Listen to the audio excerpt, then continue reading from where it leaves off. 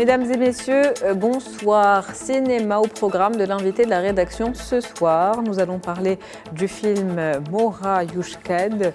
Actuellement au cinéma, Mora Yushked raconte l'histoire de jeunes Marocains qui ont creusé sans relâche et dans le silence des mines du Nord-Pas-de-Calais, loin de leur pays, de leur famille et de tout ce qu'ils connaissaient dans un contexte aujourd'hui où le débat sur l'immigration en Europe est plus que jamais d'actualité. Ce film invite les cinéphiles à replonger dans cette immigration programmée qui a bouleversé la vie de dizaines de milliers de jeunes Marocains exilés économiques de force pour répondre aux besoins de main-d'œuvre de la France.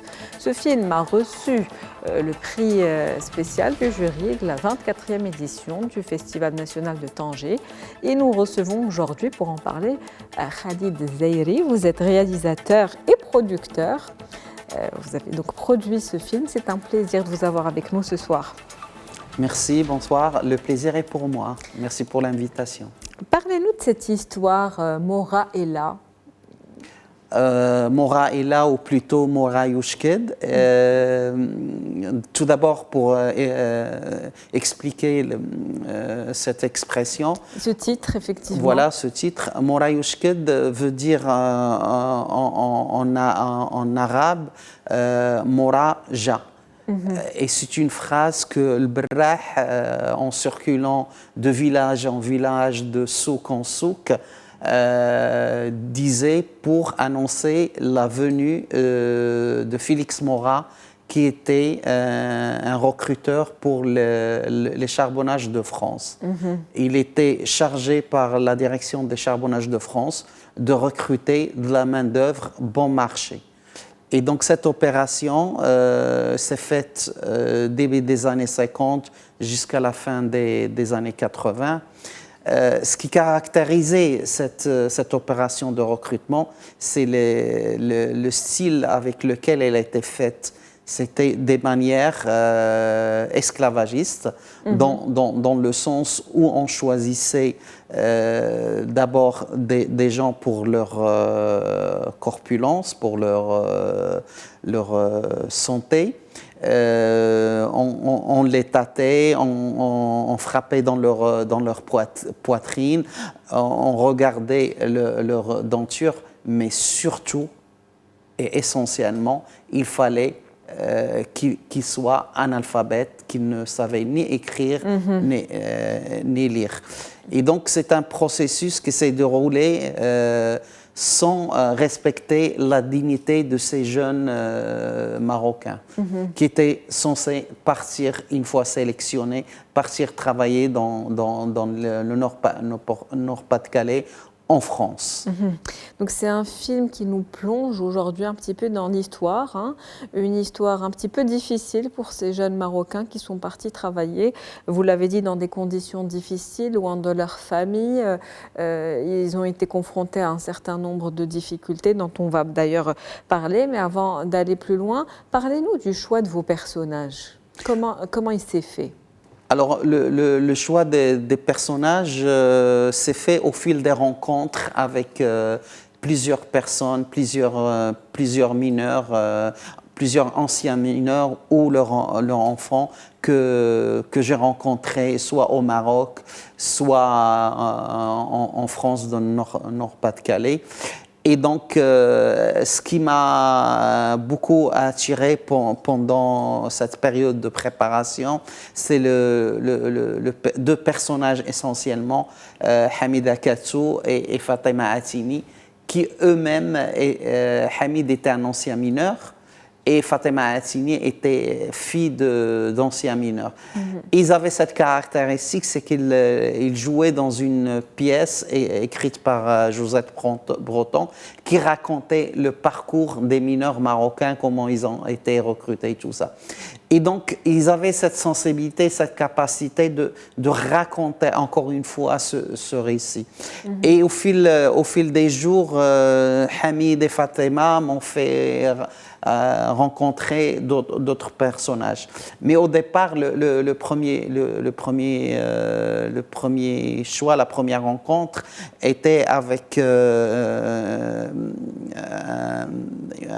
personnage qui est de la région de Takent, d'El Houssi Allah Rahmo, et que lui, il avait cette spécificité, c'est que quand tout son village s'est vidé de jeunes qui sont partis pour travailler, c'était le seul homme qui est resté dans le village pour le garder et pour accompagner toute cette opération de construction de ce village par les jeunes qui sont partis. Donc des histoires en tout cas assez poignantes, hein, des personnages chargés d'émotions, ça c'est sûr. Quel rôle a joué ce personnage de Félix Maura dans la vie de ces mineurs marocains? Félix Maura, il a joué un rôle décisif et c'était une tragédie et c'était le premier personnage de cette tragédie, parce que c'est lui qui a fait partir plus de 80 000 Marocains pour travailler dans les mines dans des conditions lamentables. Et comme l'un de mes protagonistes, Fatema Atini, on a tous Maura dans le sang. Et effectivement, tout Marocain, il a Maura dans le sang, parce qu'ils sont plus de 80 000 Marocains à partir pour travailler dans les mines. Et certainement, dans chaque famille marocaine, il y a certainement un immigré qui a travaillé dans les mines Nord-Pas-de-Calais. D'où ce titre, donc ce choix du titre qui est Maura. Et là, donc, ce film qui aborde, comme je le disais tout à l'heure, des sujets, des thématiques assez importantes, les conditions de travail difficiles, la séparation avec la famille, la confrontation à la discrimination, au racisme. Comment vous avez pu combiner toutes ces thématiques en une seule production, sachant que ce sont des thématiques qui sont assez lourdes? La première des choses, c'est que le récit et le témoignage sincère et émotionnel de ces mineurs marocains ou de leurs enfants a permis de faire le tissage entre toutes ces thématiques. Donc, tout un chacun raconte une histoire, et cette histoire, on nous trouve soit le racisme, soit la résilience. La résilience, effectivement, important à mettre en avant. La résilience, soit le sort tragique du papa ou d'autres personnages. En tout cas, on a des jeunes aujourd'hui, cette troisième génération présente ou vivant aujourd'hui en France, qui héritent de cette culture, de cette histoire dont vous parlez. Effectivement, et le film, c'était l'occasion de faire figurer dans notre récit national le récit de ces Marocains qui n'ont jamais eu accès à ce récit et d'exister, que ce soit dans le récit national marocain ou dans le récit national français. Pourtant, ils ont participé à l'essor de l'industrie française, à la construction de l'économie française. Qui n'aurait pu se faire sans la main-d'œuvre marocaine, bien évidemment. Bien sûr. Ces 80 000 Marocains, ils ont travaillé dans la mine, mais ce qu'il faut savoir, c'est qu'à l'arrêt du travail dans les mines, ces gens, on a fait leur reconversion en les mettant, par exemple, dans le travail pour la construction du tunnel de la Manche, en les envoyant dans une entreprise publique nationale de l'automobile, etc., etc.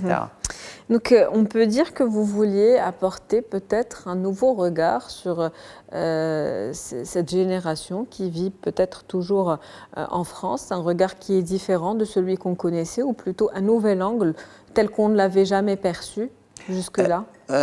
Mon ambition, c'était d'être à l'écoute de ces personnages, de leur laisser libre choix, de raconter leur trauma. Et c'est ça la nouveauté, je pense, que présente le film Maura Youchked, c'est d'être à l'écoute, juste à l'écoute, et de les laisser s'exprimer. Qu'est-ce qui vous a donné envie de réaliser ce film ? L'envie de réaliser ce film est née longtemps, pendant que je faisais mes études, j'étais invité chez une famille et le père me racontait l'histoire de son recrutement, les conditions difficiles dans lesquelles il travaillait dans les mines, mais je n'étais pas à son écoute. J'étais juste là en train d'être respectueux sans prêter attention. Et ce qui m'a frappé, c'est que chaque fois que son fils arrivait, il changeait de sujet. Et au fil de mes préoccupations professionnelles, après, 30 ans après, je rencontre l'histoire de morale, comment les choses se faisaient. Et je me suis senti coupable vis-à-vis de ces personnes. Et je me suis dit, c'est l'occasion de leur donner la parole. Et c'était une obligation de mémoire par rapport à ces gens-là. J'espère que j'ai eu la possibilité de bien transmettre leur message. Leur histoire.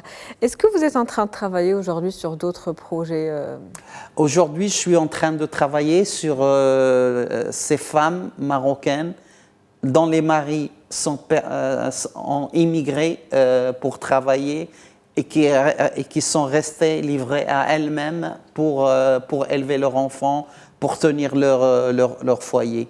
On va dire une continuité de cette histoire, de ce film aujourd'hui. Oui, c'est une continuité, mais point de vue spécifiquement féminin.